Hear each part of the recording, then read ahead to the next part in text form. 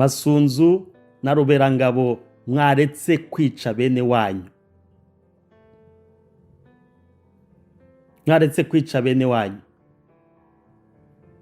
Mwaretse kwica bene wanyu. Makanika na Sematama ni bene wanyu ba hafi. Kwa barafashe initiative yo kuregrupa abo rescape basigaye kugira ngo barebe ukuntu bakwirinda. Ntabwo bakoze amakosa kuko leta yarabatereranye, kandi leta iri gukora plan yabaye ku bwa Mobutu, yabaye ku gihe cy'abakoloni, ntabwo itangiye ubu ngubu. Ni continuité ya génocide. On n'a pas peur de le dire ko ari génocide iri gukorerwa Abanyamulenge. Niba mufite imbaraga nkuko mwabipanze, mugende muhangane n'u Rwanda. Mwebwe mushaka kurwana n'Abanyarwanda, ariko mureke bari abakecuru, mureke bari abana, mureke bari abasaza barayisaha mwishyamba ntabyo kurya. Abarwaye nta muti babona kuko hopitale mwayisenye. Amashuri mwayasenye. Amashuri mwayasenye kugira ngo mushimishe Bitakwira, mushimishe Misare, mushimishe Tshisekedi ko yabahaye amafonction akomeye cyane. Mwiriwe mwese, nizere ko muri kunyumva. Cyane cyane manje gushimira komite interuniversitaire ya Université ya Maastricht, niya Limbourg, niya Hasselt, kuba mwadutumiye kugira ngo tubahe ikiganiro ku bwicanyi buri gukorerwa hariya muri Haut Plateau ya Minembwe.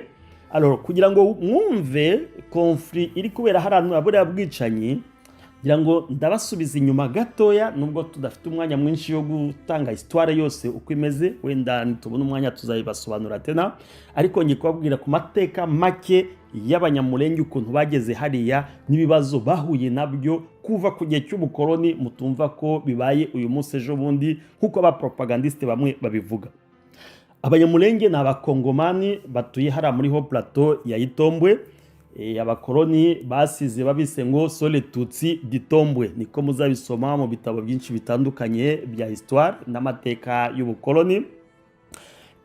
Muri reference zabonetse muri mu ba missionnaire b'Abasuédois, kuko nibo benshi babaye mu karere b'aba protestante, bahamya ko Abanyamulenge batangiye kuvugwa mu karere kuva mu 1574 1574 kugeza muri 1609 ariyo 1609. Urumva ni kera cyane, hara muri Plaine de la Ruzizi. Village ya mbere yanditswe muri izo reference twasomye, particulièrement narazisomye, zivuga ko village ya mbere yubatswe hariya ni village yitwa Mulenge, yabaye fondé hagati ya 1810 kugeza 1820. Alors 1850 niho koko abaturage bamaze benshi kuhatura, bafite ama activité atandukanye. 1850. Alors insisiro za kabiri zamenyekanye ubwo ni muri za 1860 na hariya muri village ho bita muri Ruvumera. Hari village indwi yitwa Gatobo na Ndegu. Zira village nizo a partir ya 1860 zatangiye kubakwa guturwa nako n'abantu benshi. Icyo gihe rero Etat indépendant du Congo itangira akazi ka muri 1885, ho batangiye gukata administration. Muri iyo administration muri zo village bakatamo amasheferi atatu. Ayo masheferi yarayobowe n'abayobozi b'Abanyamulenge. Sheferi ya mbere yitwaga Gahutu, ya kabiri yitwaga Budurege, ya gatatu yitwaga sheferi ya Kayira. Izi sheferi zabaye créées même par ordonnance. Icyo gihe nyine 1885 zari zihari ko nta marete hari, ariko arete ya mbere yo muri Etat indépendant du Congo ni date muri 1906, kuko Etat indépendant du Congo yarangiye muri 1908. Urumva yara imyaka ibiri mbere yuko Etat indépendant du Congo itransfera Congo kuba koloni y'Ababiligi. koloni y'ababirigi imaze gutangira muri 1908 1910 nabo baza gukonfirma arete irahari. Ngenda narayisomye, hari igitabo turi gutegura cy'amateka yo mu karere k'iwacu, azo archive ngira ngo muzazibona muri ibyo bitabo. Muri 1910 ubwami bw'ububirigi bukonfirma izo sheferi n'abashefu bayo n'amazina y'abayoboye izo sheferi. Tuzashyira muri ibyo bitabo, muzabisoma, ngira ngo bizabafasha nk'amo jeunesse, kugira ngo iyi histoire muzakomeze kuyiperpetua dans des générations futures.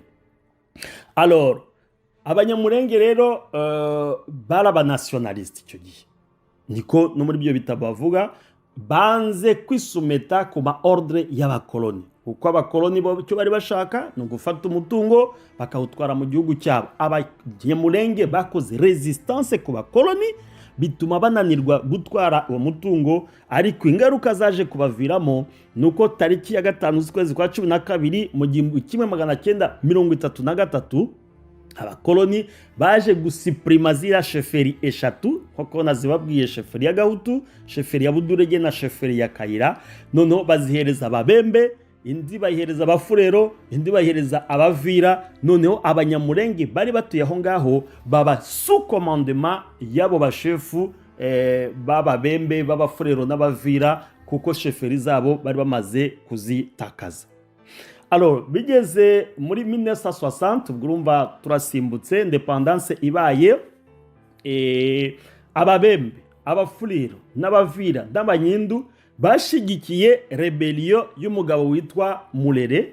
Icyo gihe Simba Mulere yari yigumuye ku butegetsi bwa Kinshasa bw'icyo gihe, ashaka kuza gukora ikintu bita balkanisation, ngo kugira ngo kari akarere nyine kigenge. Ariko iyo balkanisation yarahamagawe kuko uyu Mulere we yarakomoka muri Bandundu. Urumva yavuye muri Bandundu iwabo aza abakureba ababembe, abafurero n'abavira n'abanyindu, bo bari bifitiye mission yo kugira ngo, kubera abanyamurenge bari bamaze kugira umutungo mwinshi, bo bari bifitiye mission ko biyakira abanyamurenge inka zabo n'ibintu byabo bari bamaze kugira. Noneho profita uyu murebeli nawe wari wifitiye mission yo kugira ngo aze yikorere igihugu cye, kuko ntabwo yari kumvikana na leta y'icyo gihe. Alors abatipe bo bifitiye mission yo kwirira inka z'abanyamurenge, basi nuko barafatekanije. Alors abanyamurenge nabo ntabwo bacecetse, nabo bashaka ukuntu birwanaho. Nibwo bahise nabo bashakisha contact directement i Kinshasa, nuko urugamba ruhita rutangira hagati ya Simba Mulere wari ufatanije n'abaramoko mabwiye, ababembe, abafurero, abavira n'abanyindu, hariya donc muri Fizi, Uvira na Mwenga.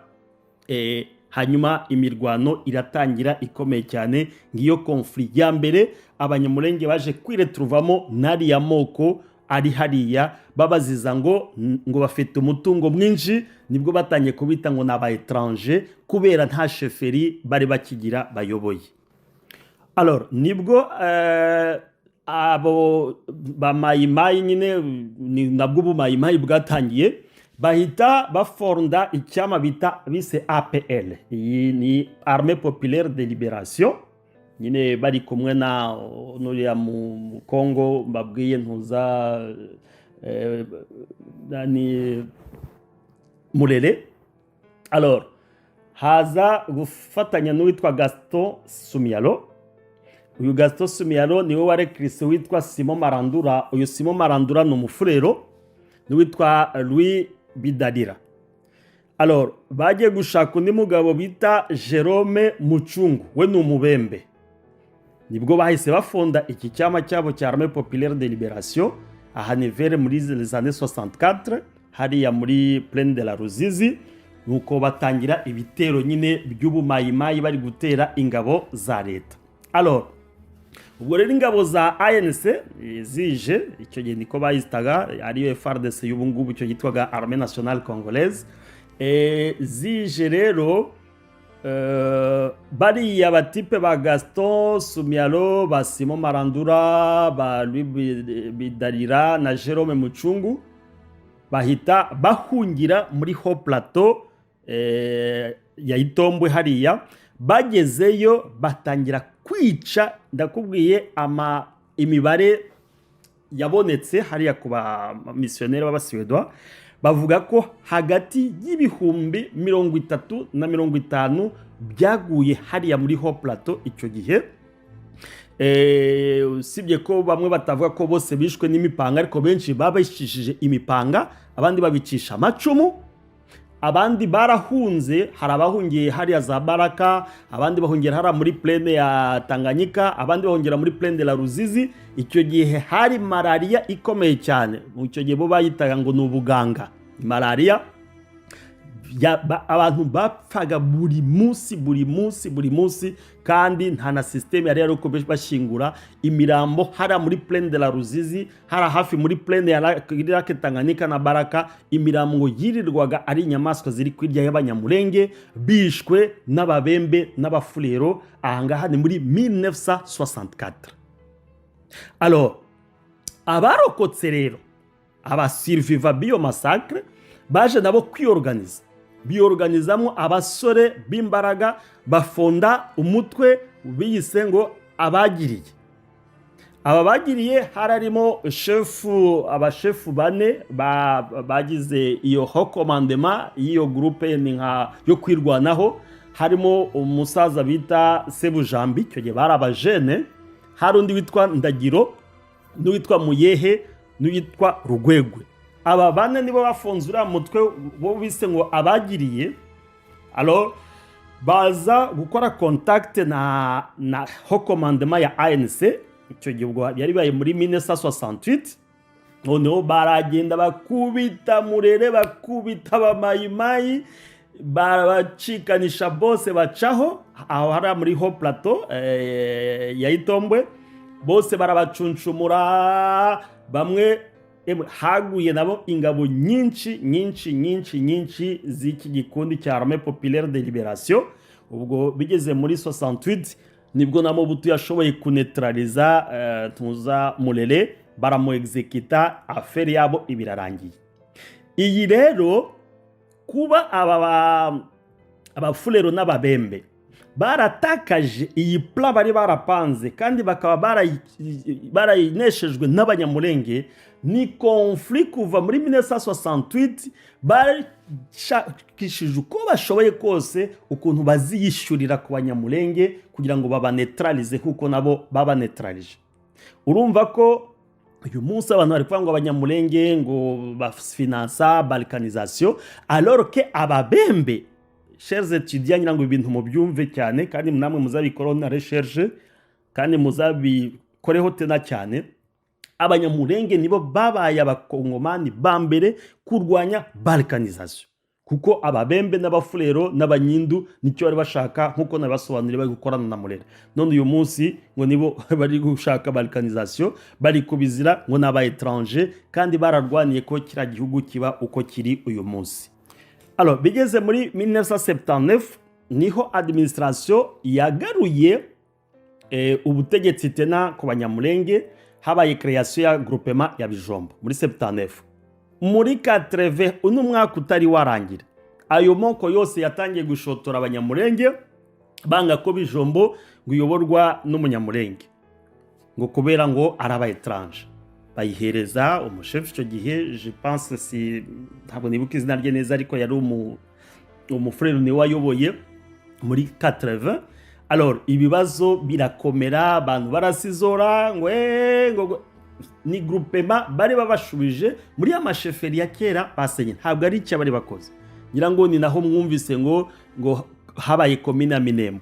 Mwumvise abadepite te nuko basaze ngo Minembwe ngo nishobora kuba ibintu byagiye bihoraho. Mpamvu ngira ngo mwebwe ba etudia aya makuru, aya mateka muyafate, muyandike, kugira ngo abantu batazajya babeshya ngo intambara ngo itangiye ejo. Ni ibintu bimaze igihe kirekire nkuko natangiye bibabwira. Twihuse rero, bigeze mu 1990 nyine, aho Mobutu atangiye gushaka ko haba multipartisme, yaje gufungura icyo bise CNS HCRPT.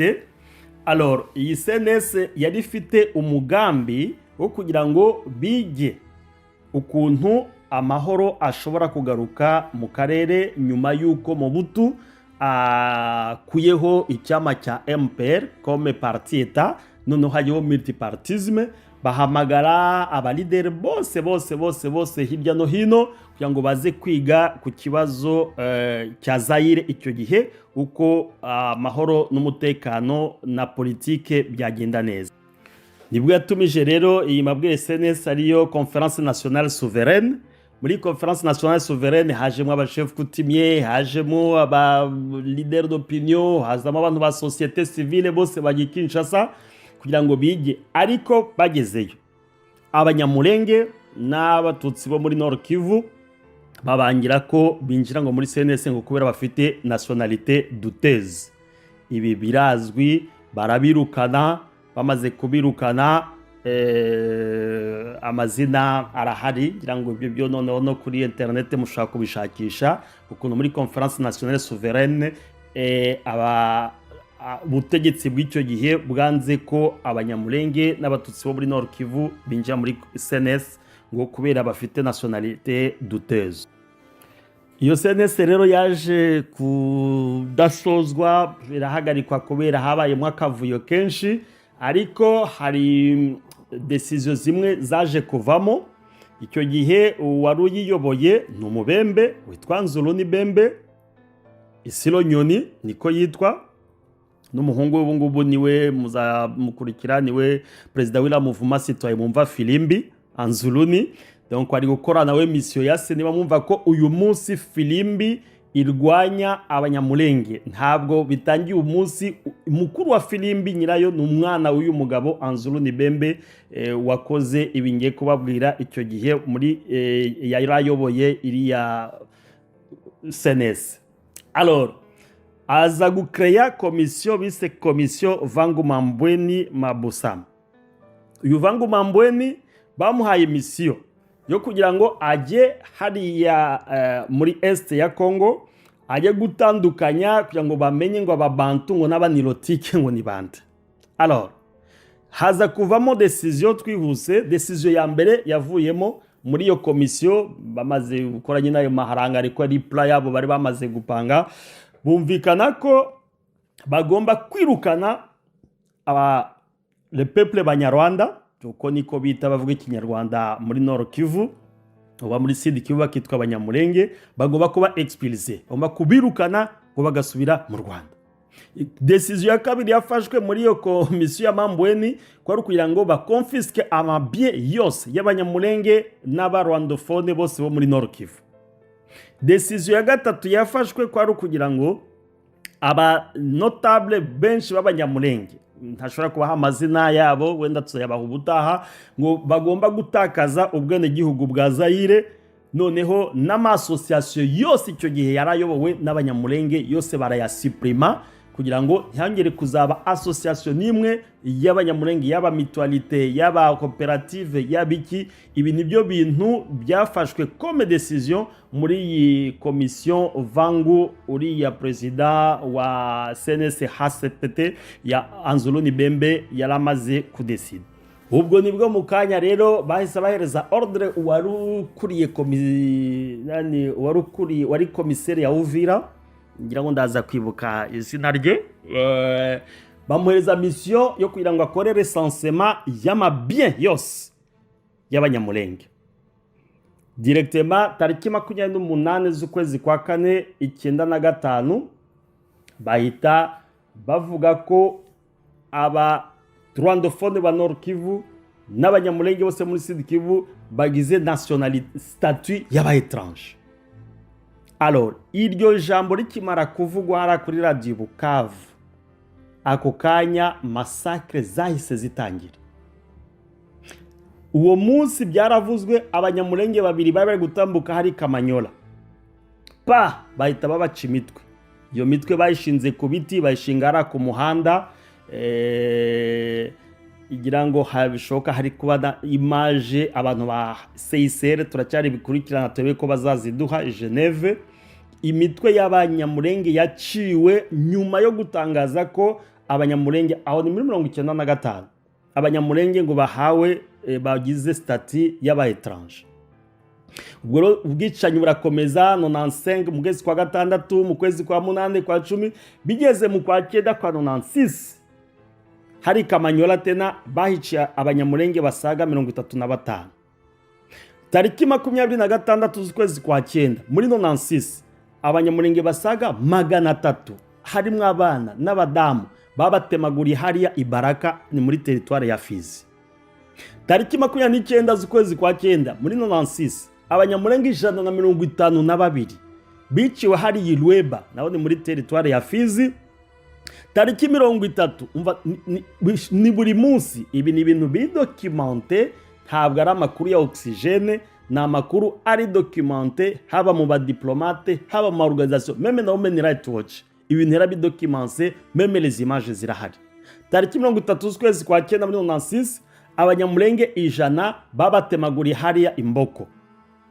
Tariki 2 z'ukwezi kwa 10 meme ane muri 96 abanyamurenge 150 babiciye hari Isange ni muri territoire ya Uvira. Iyi ni kubera iki ya ordre yari maze gutangwa ko abanyamurenge ngo babonye stati y'ubu étranger mu gihugu. Ani 96 abantu bageze bari mu gihugu muri 1574 1996 uri kumwita ngo ni étranger bituma abantu batangira gutemagurwa. Tariki 10 z'ukwezi kwa 10 muri 96 abanyamurenge 363 biciwe hari Bukavu. Aya ni amakuru azwi bien documenté murasanga mu maraporo ya Human Rights Watch murasanga mu maraporo ya Voix des Sans Voix babiciye hara kuri site ya SNCZ hariya muri quartier ya Panzi i Bukavu. Mu kwezi kwa 11 abanyamurenge basaga 826 babiciye Kamituga aho ngaho ni muri territoire ya Mwenga. Ngira ngo turaza kubasharinga iyi cartographie kuri abafite za mail mushobora kuzohereza mukazohereza ntuza secrétaire permanent Rosina. Iyi cartographie turayifite turaza kuyiboherereza kugira ngo muri documentation yanyu mujye mubishiramo nizi chiffres ziri bien documenté references zirahari ibi ngibi nyuma yo gutangaza ko abanyamurenge bagize stati y'ubu étranger. Nibwo rero ubwo nibwo muri yo kwezi kwa 10 nabwo AFDL ari gutangira abasore benshi b'abanyamurenge kubera ubwo bwicanyi uravuga ati aho kugira ngo dutemagurirwe hano nk'abasivile nibwo benshi binjiye muri AFDL dans l'esprit yo kuvuga ati ubutegetsi bwa Mobutu buhindutse abantu bazabaho neza. Abanyamurenge koko binjiramo abasirikare benshi aribo bamwe baba generale ngiye kubabwira n'amazina yabo batangiye icyo gihe ariko abandi baragiye kuba trend hanze. Hari ababonye formation mu Rwanda abandi baragiye muri za formation muri Uganda no mu bindi bihugu bose baraza barafatanya Mobutu abavuye ku butegetsi dans l'espoir yo kuvuga ko ubu bwicanyi butazongera kuba. Kabila bafashe ubutegetsi amaze gufata ubutegetsi akigera Kinshasa. Kabila entre parenthèses le père Mzee Kabila iyi ni anecdote ngiye kubabwira muri iriya rebellion ya ba Gaston Sumyalo na ba Marandura n'abandi Kabila yari kumwe nabo icyo gihe nawe ariko ari umuntu simple baranibo bari aba boss bari aba chairman ibyama nawe yahunze hamwe n'abari bantuza bari ba mayimayi b'icyo gihe. Icyo gihe nawe yarashwe n'abanyamurenge bamurasheho. Alors Kabila aravuga ati aba batipe nari narababuze reka nta kibazo bamfasha ariko nibagera Kinshasa nanjye nzabereka ibyo basekuru na base wabo bankoreye. Ubwicanyi Kabila Muzehe yakoreye abanyamurenge Kinshasa muri 98 ira ordre yitanga ko ngo mutemagure ngo ce sont des déchets ngo ce sont des vermines. Iyo ibyari ibintu yarari kwishurira ibyo bari abagabo nabo bwe ba Sebujambi bandagiro ba Muyehe ba Rugwegwe bakoreye Kabila Muzehe. Ahubwo satombe sinzi ukuntu byabaye umwe mu bahungu buriya musaza Ndagiro nawe Kabila aramufunze, yafungiwe i Makala imyaka isaga 5 muri Makala. Ibaze iyo niba ari coincidence nangwa niba yarabonye amakuru koko ko yari umuhungu wa Ndagiro, yabaye Makala arafungwa arateseka kubera donc yari Kabila ari kwishurira kubyo abanyamurenge bamukoreye muri za 64 1998, nawe abikorera abanyamurenge Kinshasa, aho abanyamurenge basaga 10,000 batwitswe bicirwa hara muri Kankokoro, bicirwa Kamina, bicirwa za Vyura, bicirwa Kisangani, bicirwa hari ahantu hose mu gihugu. Ngira ngo ayo makuru murayazi bashira abantu ku mapine. Nibwo hahise havuka RCD kugira ngo ihagarike n'ubwo bwicanyi. Rero RCD iza guhagarikwa kurangiza gahunda yayo. Ngira ngo icyo ntabwo ariyo topic y'uyu munsi, ngende kubabwira buriya bwicanyi buri kubera hari ahantu bwaturutse n'ubukuntu abari kubukora ni bande, biri gukorwa bite, kuko tugomba kubyamagana. Si tumwe bw'abajene b'abayitidia mukabyandika mukabishyira mu social media, amahanga akabimenya buriya bwicanyi ukuntu bwateguwe n'ukuntu buri gukomeza gukorwa. Muri iyi gahunda rero yo kurwanya RCD no kurwanya yo Kabila Muzera afite kugira ngo ahangane n'u Rwanda amaze gutandukana narwo nyine mu bya AFDL, yahise afata abanyamurenge acamo igice kimwe cyo yashatse kwikoreshereza. Ariko icyo yenyine RCD itangira inasoza byafashije RCD nayo kuba yara abanyamurenge baraboneyemo abayobozi ba gisirikare bakomeye.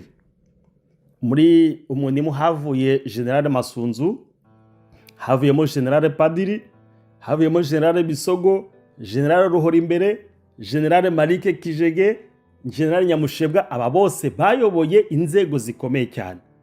General Masunzu yabaye komanda region igihe kirekire, yabaye komanda wa 10e region militaire Bukavu, yabaye Katanga, none ubu ni komanda zone de défense. Zose ni retombe za RCD, nizo mouvement zabaye.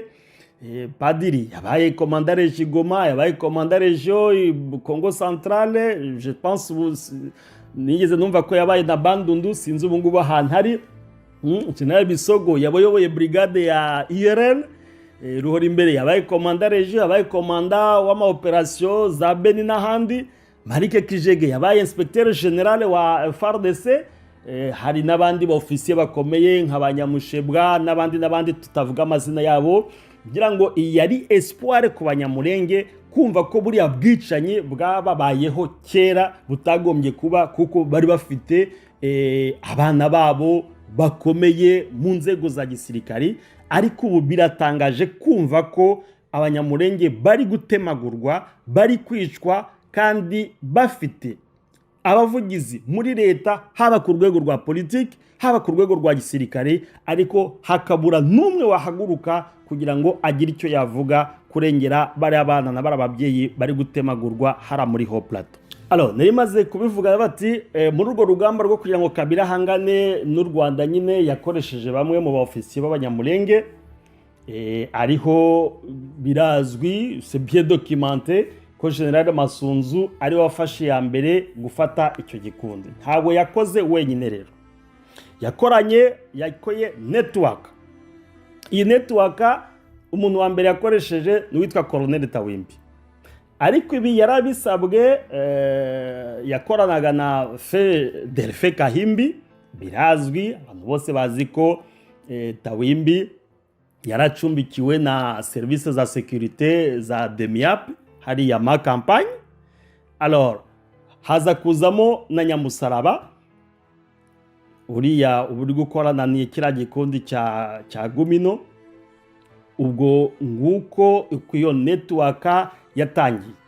Ku rwego rwa politiki bakoranaga na Sebineza. Abantu bose barabizi ko ari se wabo wa Ministre Gisaro Alexis. Ibi byose birazwi.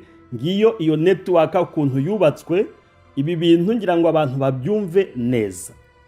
Abantu bari gupfa nabo babyawe n'umudamu ufite amabere abiri, n'umudamu uva amaraso nk'uko nabo babyawe. Je pense ko yagombye kuba igihe cyo kuvuga ati iyo ntwaro, iyo nkota muri gushyira kuri bene wanyu mwagombye kuyishyira hasi.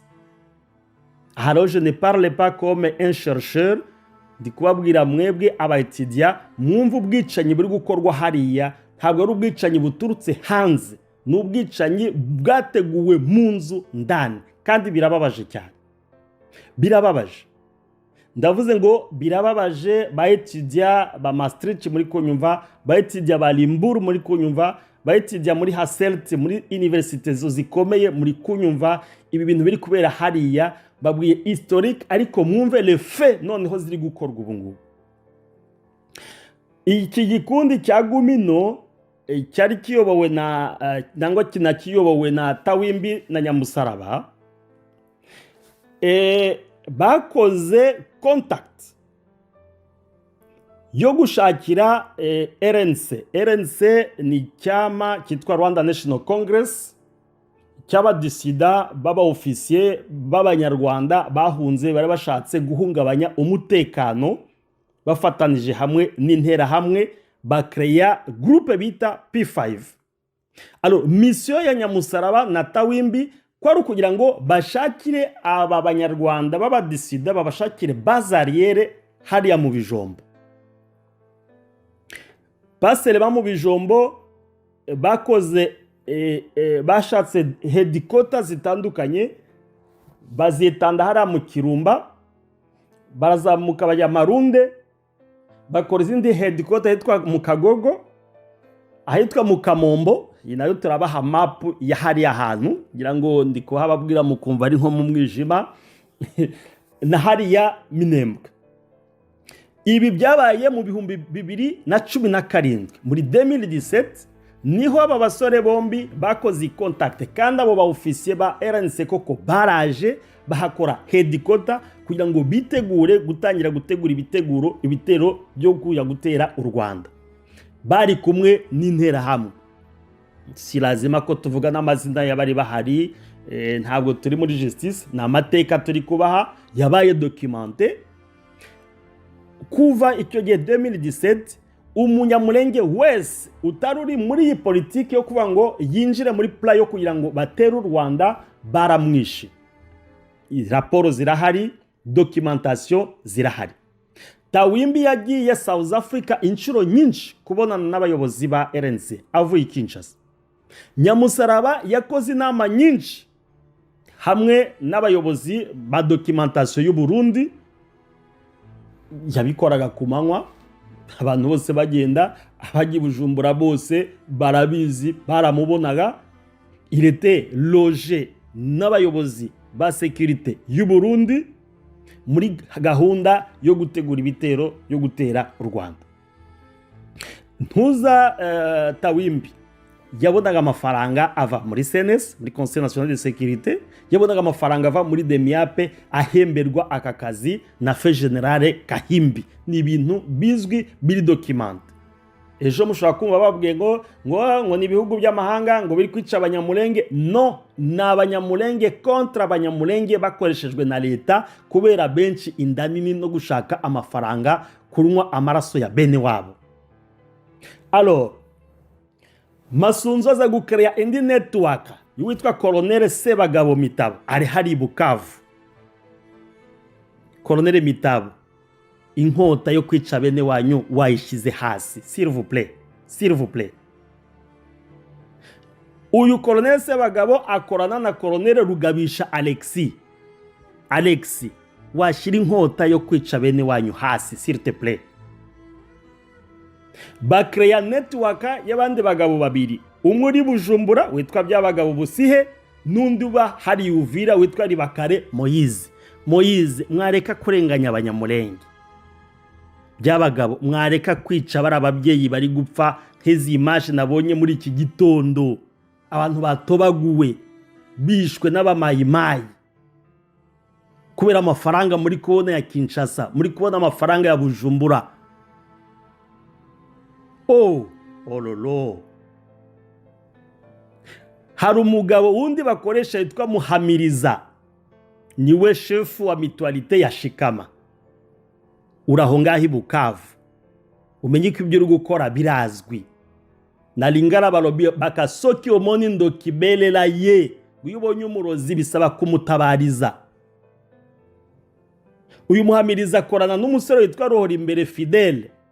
Aba nibo bagenda bavuga ati oye uyu aba n'abana banze kujya muri plan yo gutera u Rwanda.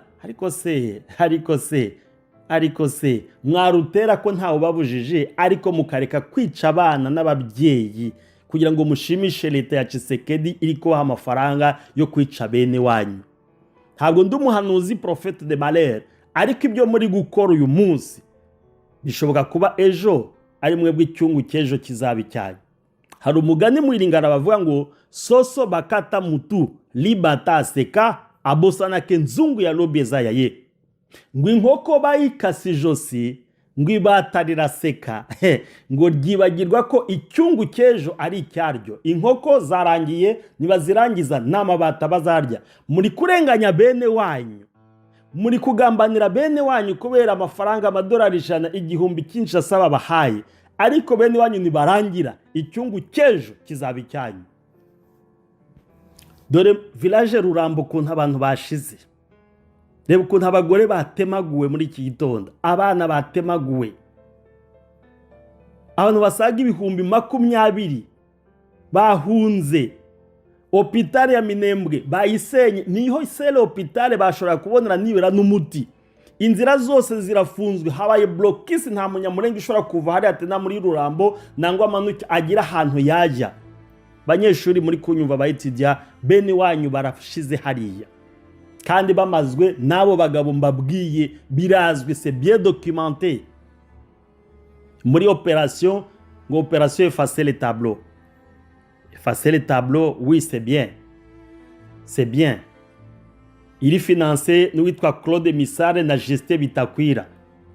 Ejo bundi nabonye amakuru ngo yahuye n'abasore b'abanyamurenge 12 bari bigire mu isoko hara muri Runingu tariki 12 z'ukwezi kwa mbere, arabafata. Mu gitondo twavuganye n'imiryango yabo, abo bana bagiye gupfa.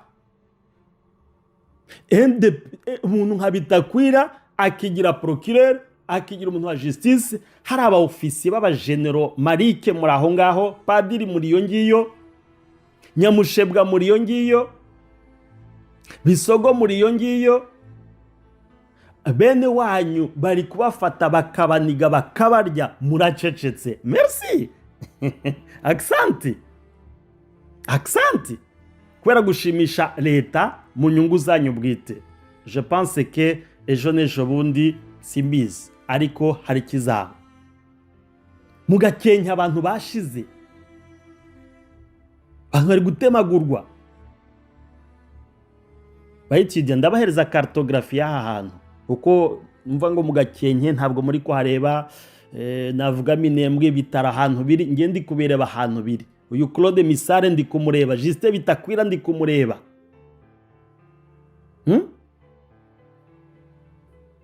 Depite Lewis ejo bundi naramukurikiye ibintu yavuze. Lewis nawe koko, nawe kubera Alex yabaye ministre yagusigiye umwanya kubera wari suppléant yawe. Yuni Alex Lewis Rukema ngo nta munyamurenge, ngo umunyamurenge wese ngo uri hariya ngo ni aduyi ngo bagende ngo babafate. Nawe wabivuga koko? Nuko se nawe nibagufata, wenda niba umunsi w'ejo ari uwawe. Birababaje cyane. Aho mu Rurambo niho hari umusirikare witwa Fureko Desire.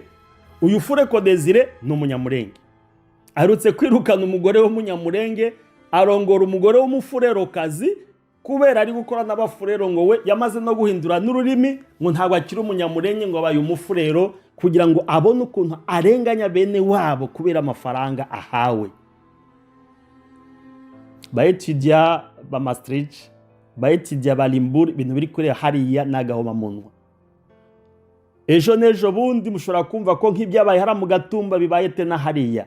amahanga agatabaza ngo ntibabimenye. Ngira ngo iyi message muyizamure mu mahanga hose, muri ambasade hose, bamenye abari gukora ubwicanyi hariya kandi babuhagarike, kuko hari abana b'inzirakarengane, hari abadamu b'inzirakarengane bari kuhagwa bazize ubusa, bazize uko baremwe kandi bishwe na bene wabo.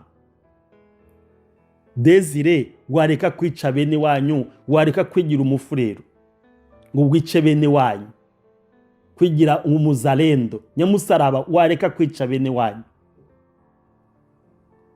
mwareka kwica bene wanyu bafatanyije n'abarundi n'abafurero bayobowe n'undi w'umusore witwa Mushombe, wareka kwica abanyamurenge. Yakutumba, wareka kwica abanyamurenge.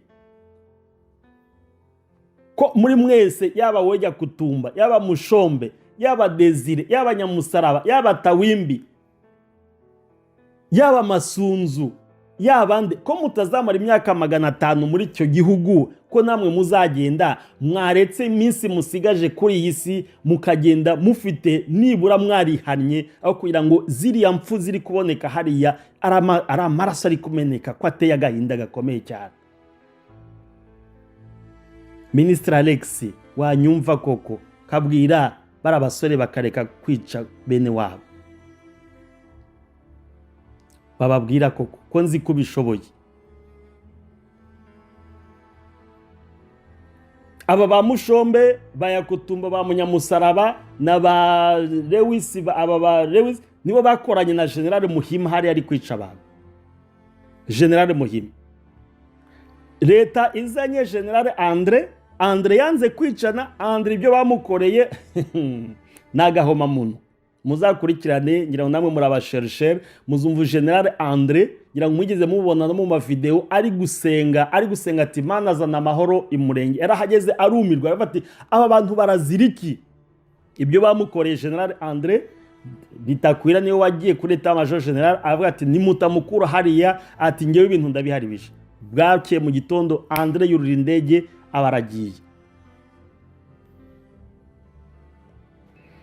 None biroze bishambuke, iyi groupe y'abafulero n'abanyindu imaze bene wanyu. Yakutumba, groupe y'ababembe imaze abanyamurenge hariya muri Uvira, muri village ya Bijombo, muri Rurambo. Nababwiye ko ndi bubahe map kugira ngo mujye mubona aha hantu. Yaba Minembwe hara muri Fizi, Batu Banaisha,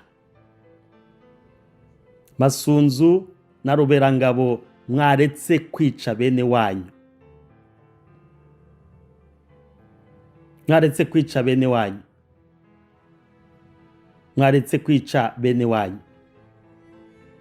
Makanika na Sematama ni bene wanyu ba hafi, kwa barafashe initiative yo kuregrupa abo rescape basigaye kugira ngo barebe ukuntu bakwirinda. Ntabwo bakoze amakosa, kuko leta yarabatereranye, kandi leta iri gukora plan yabaye ku bwa Mobutu, yabaye ku gihe cy'abakoloni, ntabwo itangiye ubu ngubu. Ni continuité ya génocide. On n'a pas peur de le dire ko ari génocide iri gukorerwa abanyamurenge. Niba mufite imbaraga nkuko mwabipanze, mugende muhangane n'u Rwanda. Mwebwe mushaka kurwana n'abanyarwanda, ariko mureke bari abakecuru, mureke bari abana, mureke bari abasaza barayisaha mwishyamba ntabyo kurya. Abarwaye nta muti babona kuko hopitale mwayisenye, amashuri mwayasenye, amashuri mwayasenye kugira ngo mushimishe Bitakwira, mushimishe Misare, mushimishe Tshisekedi ko yabahaye amafonction akomeye cyane. Banyeshuri mwankurikiraga muri iki kiganiro, ngiyi situation uko imeze hariya. Les chiffres nababwiye ko turaza kuzibohereza kuri mail zanyu, abari buzikenere byabafasha muri za recherche. Ngubu ubwicanyi buri gukorwa hariya buteye agahinda gakomeye. Communauté internationale iracecetse, ariko ngira ngo buri muntu wese wumvise iki kiganiro, ngira ngo hari chair de poule ibazamutsemo, mutange iyi communication kugira ngo ubwicanyi buri kubera hariya buhagarare, ejo n'ejo bundi muzatahe iwanyu mutaha ahantu hari amahoro, ariko ayo mahoro namwe mugomba kuyakorera.